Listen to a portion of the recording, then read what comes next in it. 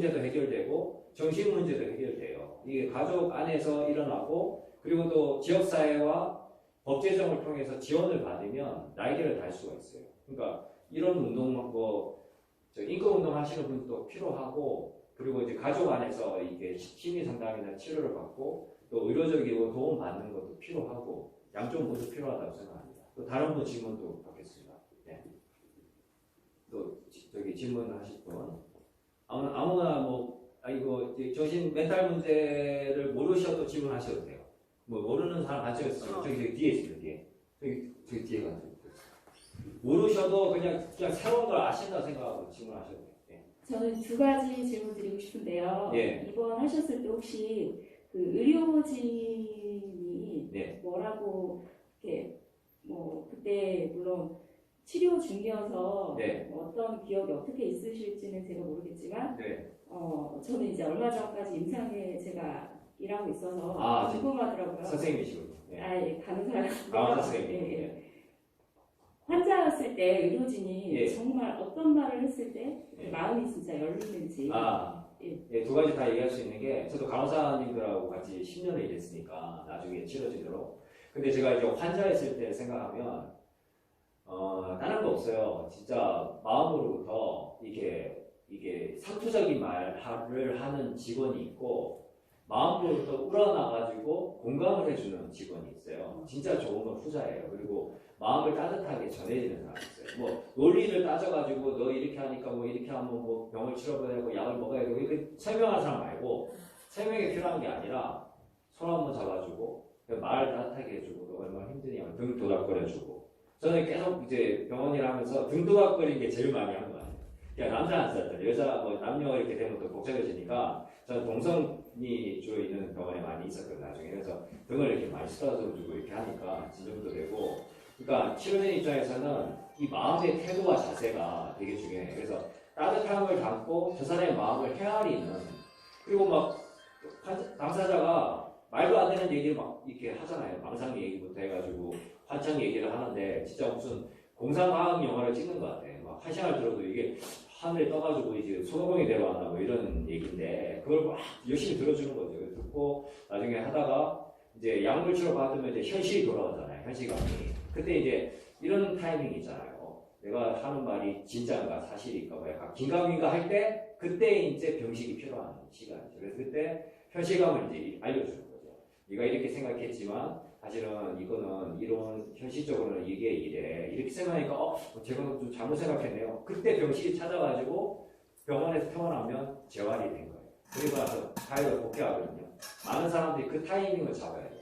그러니까 망상 속이나 환청 속에 있을 때는 상담 자체가 안 돼요. 저도 상담을 많이 해봤지만 환상 속의 그대이기 때문에 귀에 들어가지가 않아요. 그래서 치료진이 그 사람을 집중적으로 람포로 형성해서 그 따뜻한 공감력으로 그 사람을 이렇게 흡수하는 거죠. 그러다가 적절한 타이밍에 정신이 돌아왔을 때 정말 내 말을 듣는 상황이 되는 거예요. 내가 하는 말을 진짜 믿는 상황이 되는데 그것이 치료진의 신뢰거든요.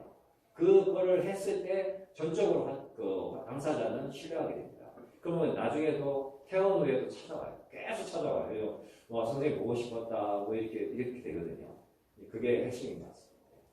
그리고 또 하나는 지금 하는 일과 연관해서 사실 이렇게 가족분들이 계신 분들도 있지만 지식 체계가 다 무너진 사실 그런 분들이 계시잖아요. 그런 분들을 사실 보건소나 아까도 지역사회 나라에서 투자하면 치료보다 오히려 예방의 말씀을 그렇게 하셨는데 그게 사실 당연하다고 생각하고 옳다고 생각하고 맞다고 생각하지만 어떻게는 잘 모르겠더라고요. 그분들을 정말 이 지역사회 속에서 어떻게까지 또 어떻게 도와드려야 되는지 또 어디까지 개입을 해야 되는지 그 다음에 저렇게 자조 모임이라든지 아니면 가족 모임이라든지 그런 걸 할 수 있는 그래도 강사님은 부모님도 계셨고 이민 가셨어요. 그러니까 그 당시 발병 당시에 부모님도 계셨고 또 경제적으로 이렇게 식사를 못할 정도의 가난은 아니신 걸로 이렇게 보여지시는데 거의 가난했어요.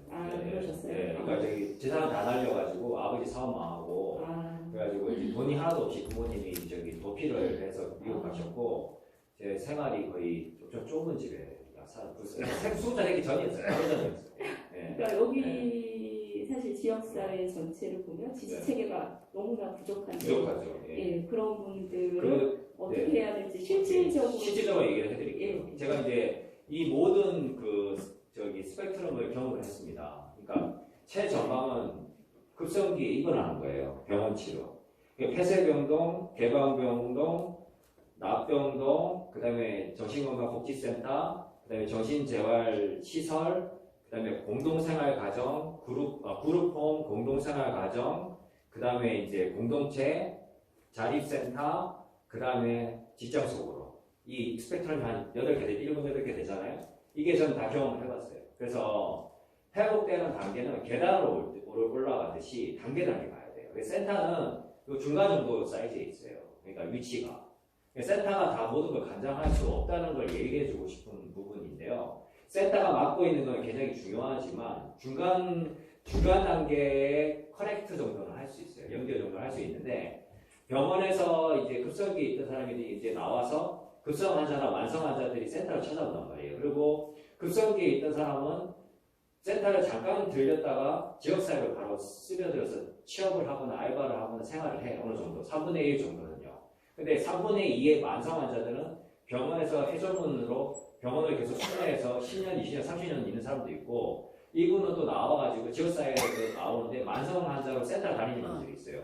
그래서 그분들은 인지력이 많이 떨어지고 집중력이 안 돼가지고 굉장히 단순한 그 어떤 손으로 만드는 종이를 해가지고 그런 걸 하는데 사실은 그러기에는 사실은 이 사람들이 굉장히 고학력이고 똑똑한 친구들이 많아요. 그래서 센터에서 하는 센터 강의 되게 많이 했는데 서울의 센터도 잘하는 센터도 있고 좀 부족한 센터도 있고 그런데 잘하는 센터들은 일단 자조 모임을 만들어요.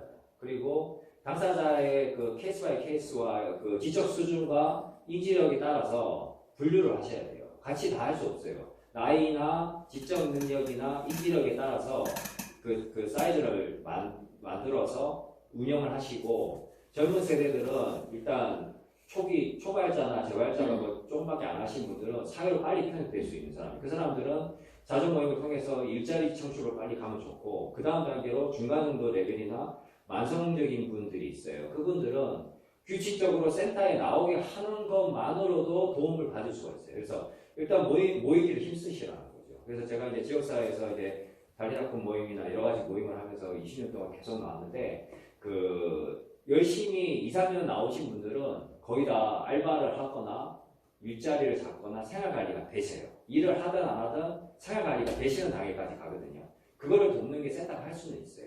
그래서 프로그램을 만들고 하시는 프로그램은 저도 복지사여서 저는 안 해본 프로그램이 없어요. 제가 프로그램 한 20개 정도 돌릴 수가 있는 사람인데 운동 프로그램부터 해서 교육을 한 5가지를 다 돌릴 수가 있었어요. 근데 그 프로그램은 사실 나를 위한 프로그램일 확률이 높아요. 솔직히 얘기하면. 당사자를 위한 프로그램이냐 물음표를 던져야 된다는 거죠. 프로그램을 만들고 계획하는 거는 복지사 하나나 간호사한테는 굉장히 그냥 자기를 업그레이드 잘 할 수 있고 자기를 향상시킬 수 있는 능력이 있어. 그런데 당사자들한테 도움이 되냐가 퀘스천 마크라는 거죠. 그래서 당사자를 위한 모임을 만드시라는 거예요. 당사자들이 모임에 와가지고 한마디라도 더 하고 갈 수 있도록. 저는 이제 그룹으로 이제 그 집단 상담을 운영을 하는데 온 모든 사람들은 몇 마디라도 하고 갈 수 있게 만들었어요. 그래서 소외된 사람이 없게. 그리고 프로그램의 중심으로 돌아가는 것이 아니라 당사자 한 사람 한 사람이 주인공이 돼서 자기 이야기를 할 수 있는 공간을 만들었거든요. 그리고 아마 말도 안 되는 헛소리를 하고 이상한 얘기를 해도 공감을 해주고 지지를 해주면 많은 상담 기술이 필요한 게 아니라 공감하고 지지하는 능력가 있으면 그 사람들이 계속 나오게 돼요. 여기 나오니까 나를 받아주고 이해하는 것 같다. 내가 여기 나와야겠다. 열심히 나와야겠다. 그러면 사람 수가 늘어나. 제가 모임을 열심히 이렇게 운영할 때는 막 당사자들 막 20, 30대, 40대 이런 분들이 막 30년, 40년씩 막 오는 거예요. 근데 저는 약으로 승부하는 사람이 아니어서 이제 도움받고 가시는 걸 봤는데, 근데 센터에서는 이 사람들을 당사자들이 주인공이 될 수 있도록 항상 자기의 이야기를 나눌 수 있는 그런 것들을 해주면 이렇게 대화 나누는 친구, 프렌드 같은 역할을 해줄 수 있다면 센터가 진화하는 거예요.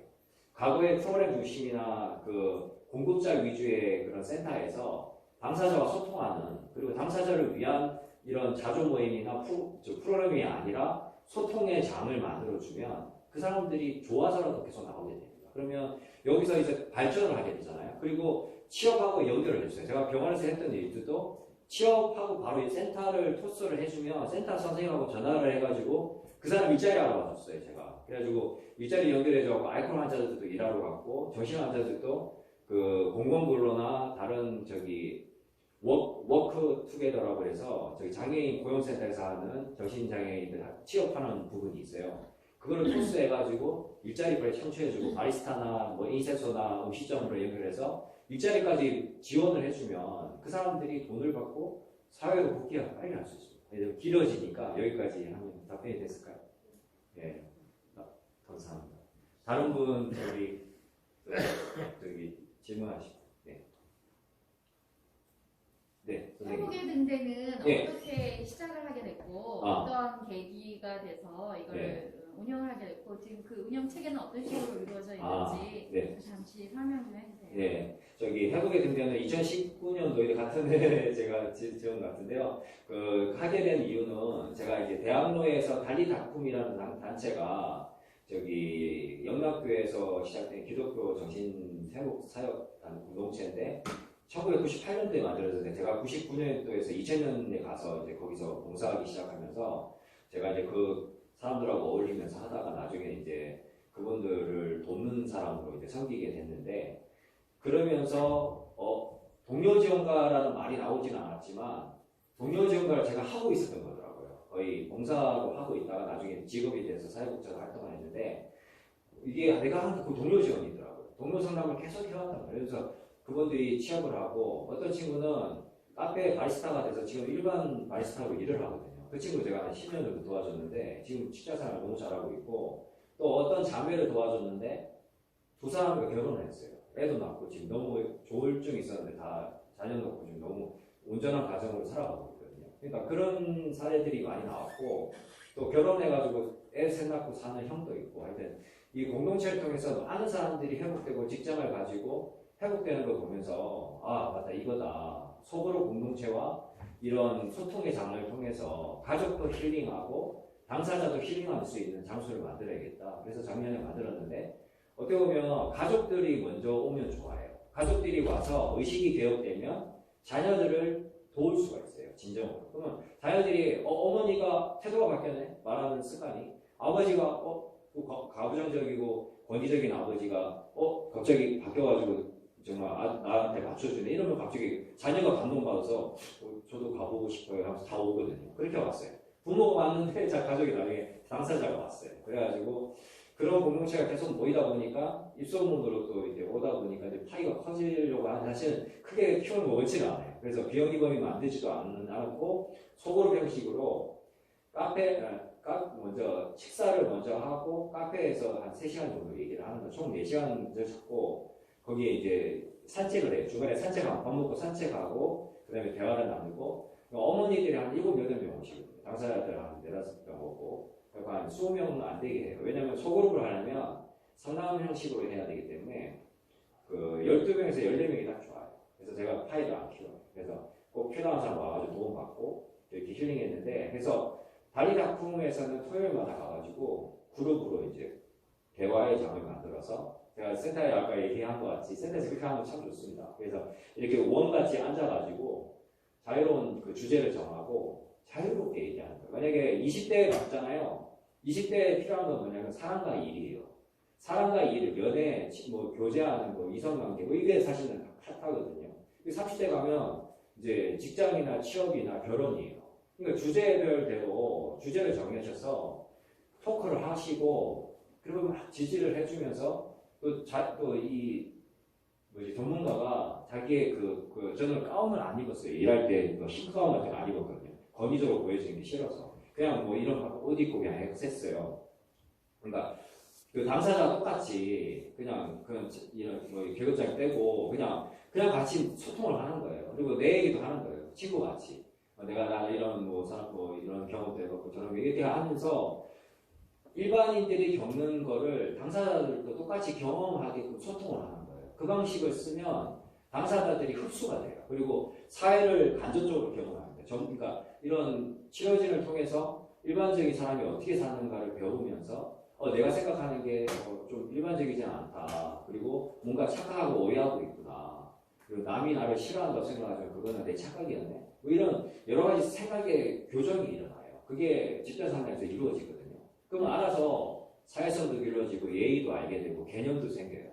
원래 많은 정신질환을 겪는 친구들이 철이 좀 안 들고 미숙하고 굉장히 자기 중심적이면서 배려심이 별로 없어요. 있는 것 같은데 있는 척을 하지만 착한 척을 하지만 배려심은 없는 스타일이에요. 그래서 자기 중심적으로 해석을 하거든요. 그리고 오해도 잘하고. 근데 그거를 가르쳐주는 사회화를 일러주는 게 이런 공동체 모임이라고 해서 그래서 이제 시작하게 됐습니다. 그래서 길어네요. 네. 다른 분 질문 하실 거 있습니까? 공동체 종류가 어떤 것들이 있어요? 공동체를 하자면 아까 지금 말한 지역사회로 가면 이제 여러 가지가 있는데 정신재활센터 그리고 정신건강복지센터는 이제 거의 이제 전국적으로 다 있잖아요. 그리고 정신재활센터가 약간 특화되어 있는 경우가 많아요.